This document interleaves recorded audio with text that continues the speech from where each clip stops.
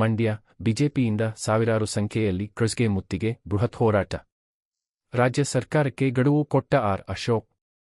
ಮಳವಳ್ಳಿಯ ಚಿಕ್ಕಮುಲಗೂಡು ಗ್ರಾಮದಲ್ಲಿ ವಿಪಕ್ಷ ನಾಯಕ ಆರ್. ಅಶೋಕ್ ಹೇಳಿಕೆ. ರಾಜ್ಯ ಸರ್ಕಾರ ಕದ್ದು ಮುಚ್ಚಿ ತಮಿಳುನಾಡಿನ ನೀರು ಬಿಡ್ತಿದೆ. ಇರುವ ಬೆಳೆಗೆ ನೀರು ಕೊಟ್ಟಿಲ್ಲ, ಕೋಟ್ಯಾಂತರ ರೂಪಾಯಿ ರೈತರಿಗೆ ಲಾಸ್. 2 ಎಕರೆ ಕಬ್ಬು ನೀರಿಲ್ಲದೆ ಒಣಗಿದೆ. ಸರ್ಕಾರ ಕಿವುಡು ರೀತಿ ವರ್ತನೆ ಮಾಡ್ತಿದೆ. ಕ್ರಸ್ ಡ್ಯಾಂನಲ್ಲಿ 86 ಅಡಿ ನೀರಿದ್ದಾಗ ನೀರು ಬಿಡಲಾಗಿತ್ತು. ತಕ್ಷಣವೇ ಒಣಗಿರುವ ಬೆಳೆಗೆ ನೀರು ಬಿಡಿ. 3 ದಿನ ಕಾಲಾವಕಾಶ ಕೊಡ್ತೇವೆ. ಬಿಜೆಪಿಯಿಂದ ಕ್ರಸ್ಗೆ ಮುತ್ತಿಗೆ ಹಾಕಿ ನಾವೇ ನೀರು ಬಿಡ್ತೇವೆ ಎಂದು ಹೇಳಿದರು.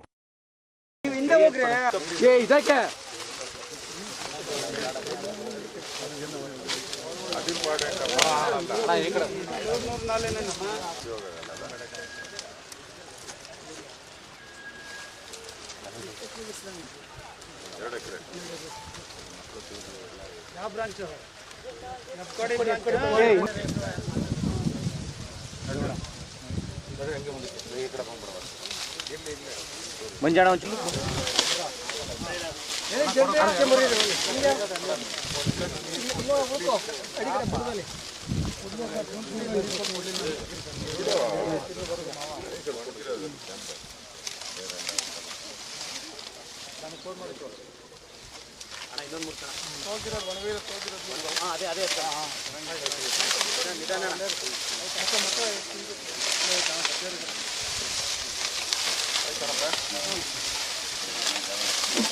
ನೀರು ಬಿಡ್ತಾ ಇದೆಯೇ ಹೊರತು ಏನೀಗ ಬೆಳೆ ಬೆಳೆದ್ಬಿಟ್ಟಿದ್ದಾರೆ ಆಲ್ರೆಡಿ. ಇನ್ನೊಂದು ಬೆಳೆ ಬೆಳೆಯೋದು ಬೇಡ ಅಂತ ಹೇಳಿದಾರೆ, ಅದು ಬೇರೆ ಪ್ರಶ್ನೆ. ಆದರೆ ಇರೋಂಥ ಬೆಳೆಗೆ ನೀರು ಕೊಟ್ಟಿಲ್ಲ ಅಂದರೆ ಕೋಟ್ಯಾಂತರ ರೂಪಾಯಿ ರೈತರಿಗೆ ಲಾಸ್ ಆಗ್ತೈತೆ. ಈಗ ನಾವು ಬಂದಿದ್ದೀರಿ ಇಲ್ಲಿ, ಇದು ಮಳವಳ್ಳಿ ಅಲ್ಲನಪ್ಪ, ಚಿಕ್ಕಮಗಳೂರು ಗ್ರಾಮ. ಇಲ್ಲಿ ನೋಡಿ, ಈ ಅಮ್ಮಂದು 2 ಎಕರೆ ಜಮೀನು ಕಬ್ಬು ಹಾಕಿದ್ದಾರೆ, ನೀರಿಲ್ಲ, ಒಣಗೋಗ್ಬಿಟ್ಟಿದೆ. ಅಂದರೆ ಈ ಒಂದು ಸ್ಯಾಂಪಲ್ ಅಷ್ಟೇ. ಈ ಥರ ಸಾವಿರಾರು ಎಕರೆಗೆ ನೀರು ಬರದೆ ಬೆಳೆ ನಾಶ ಆಗ್ತೈತೆ. ಆದರೆ ಸರ್ಕಾರ ಕಿವುಡು ರೀತಿ ಏನು ಗೊತ್ತೇ ಇಲ್ಲ ಅನ್ನೋ ಥರ ಇದೆ. ಇವಾಗ KRS ಅಲ್ಲಿ ಹಿಂದೆ ಎಲ್ಲ 86 ಅಡಿ ನೀರಿದ್ದಾಗೆಲ್ಲ ಇರೋ ಬೆಳೆಗೆ ನೀರು ಬಿಟ್ಟಿದ್ದೀರಿ. ಇರೋ ಬೆಳೆಗೆ, ಹೊಸ ಬೆಳೆಗಲ್ಲ, ಇರೋ ಬೆಳೆಗೆ. ಒಂದು ಬಾರಿ ಇದನ್ನು ನೀರು ಕೊಟ್ಬಿಟ್ರೆ ಅಟ್ಲೀಸ್ಟು ರೈತನಿಗೆ ಒಂದು ಅರ್ಧ ಮುಕ್ಕಾಲು ಆದ್ರೂ ಕೂಡ ಕಬ್ಬು ಬೇರೆ ಬೆಳೆಗೆ ಅವಕಾಶ ಆಗ್ತೈತೆ. ಅದರಿಂದ ನಾನು ಬರ ವೀಕ್ಷಣೆಗೋಸ್ಕರ ನಾನು ಬಂದಿದ್ದೀನಿ. ರಾಜ್ಯ ಸರ್ಕಾರಕ್ಕೆ ಆಗ್ರಹ ಮಾಡ್ತಾಯಿದ್ದೀನಿ, KRS ಇಂದ ಏನು ಬೆಳೆ ನಿಂತಿರೋ ಬೆಳೆಗೆ, ಹೊಸ ಬೆಳೆಗಲ್ಲ, ಸ್ಟ್ಯಾಂಡಿಂಗ್ ಕ್ರಾಪ್, ಅದಕ್ಕೆ ನೀರು ಬಿಡಿ. ಇಲ್ಲ 3 ದಿನ ಗಡುವು ಕೊಡ್ತೀರಿ ಇವ್ರಿಗೆ, 3 ಡೇಸ್ ಗಡುವು ಕೊಡ್ತೀರಿ. 3 ದಿನದಲ್ಲಿ ಬಿಟ್ಟು ಮಾಡಿಲ್ಲ ಅಂದರೆ BJPಯಿಂದ ದೊಡ್ಡ ರೀತಿಯಾದಂಥ ಮುತ್ತಿಗೆ, KRSಗೆ ಮುತ್ತಿಗೆ ಹಾಕಿ ನಾವೇ ಗೇಟ್ ಓಪನ್ ಮಾಡಿ ನಾವೇ ನೀರು ಬಿಡೋಕ್ಕೆ ಯೋಚನೆ ಮಾಡ್ತೀರಿ. ಈ ಸರ್ಕಾರ ಜನರ ಪಾಲಿಗೆ ಸತ್ತೋಗಿದೆ. ತಮಿಳ್ನಾಡಿಗೆ ನೀರು ಬಿಡೋಕ್ಕಾಗುತ್ತೆ, ನಮ್ಮ ರೈತರು ಮಾತ್ರ ಬೆಳೆ ಬೆಳಿಬೇಡಿ ಅಂತೀರ. ತಮಿಳ್ನಾಡು ರೈತರಿಗೆ ಹೇಳ್ಬೇಕಲ್ಲ ಈ DK ಶಿವಕುಮಾರ್ ಅವರು, ಅಲ್ಲೂ ಬೆಳೆ ಬೆಳಿಬೇಡಿ ಅಂತ. ಆ ಧೈರ್ಯ ಇಲ್ಲ ನಿಮಗೆ. ಅಲ್ಲಿ ರೆಸೊಲ್ಯೂಷನ್ ಮಾಡಿದ್ದಾರೆ, ಮೇಕೆದಾಟು ಯೋಜನೆಗೆ ನಾವು ಅವಕಾಶ ಕೊಡಲ್ಲ ಅಂತ. ಅಧಿವೇಶನ ಏನೇನಕ್ಕೋ ಕರೀತಾರೆ, ಅಧಿವೇಶನ ಕರೆದು ಮೇಕೆದಾಟು ಮಾಡ್ತೀರಿ ಅಂತ ಹೇಳೋದು ದಮ್ಮಿಲ್ಲ ಇಲ್ಲಿ. ಯಾಕಂದರೆ 2 ಕಡೆ ಕಾಂಗ್ರೆಸ್ ಸರ್ಕಾರ, ತಮಿಳ್ನಾಡಲ್ಲೂ ಕಾಂಗ್ರೆಸ್ ಸರ್ಕಾರ, ಕರ್ನಾಟಕದಲ್ಲೂ ಕಾಂಗ್ರೆಸ್ ಸರ್ಕಾರ. ಇವರಿಬ್ಬರ ಅಡ್ಜಸ್ಟ್ಮೆಂಟಿಂದ ಕರ್ನಾಟಕದ ರೈತರಿಗೆ ಅನ್ಯಾಯ ಆಗ್ತಾಯಿದೆ. ಈಗಾಗಲೇ ಬರ ಅಂತ ಘೋಷಣೆ ಮಾಡಬೇಕಾಯಿತು, ಮಾಡಲಿಲ್ಲ.